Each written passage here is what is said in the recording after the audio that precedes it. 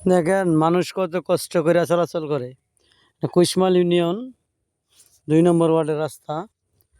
এই রাস্তা দিয়ে মানুষ চলাচল করে, অথচ এই গাছগুলা কেটে দিলেই সুন্দর হয়। আমরা জানতে পারছি এই গাছগুলা পাহাড়টা জনৈক বিলাল হোসেন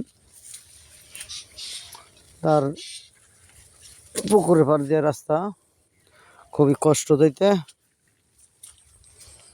এখান দিয়ে চলে যাচ্ছি।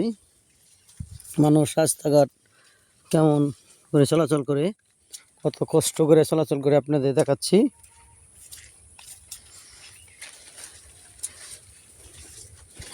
বৃষ্টির মধ্যে অনেক কষ্ট করে যাচ্ছি।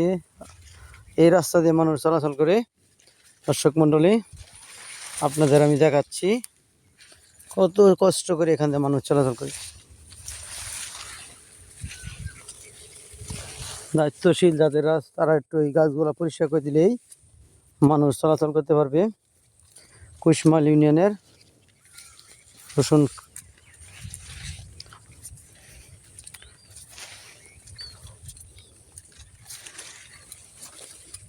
বটতলার উত্তর পাশে, বটতলার দক্ষিণ পাশে, হবিদ্যা বিলের দক্ষিণ পাশে রাস্তা। এটা মানুষ কত কষ্ট করে চলাচল করে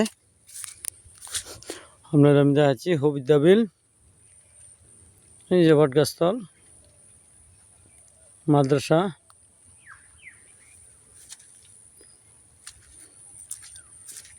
মানুষ কেমন চলাচল করে রাস্তাতে দেখলাম আপনাদের। মানুষ কেমন করে চলাচল করে রাস্তাটা আপনাকে ঘুরিয়ে ঘুরিয়ে আমি দেখাচ্ছি।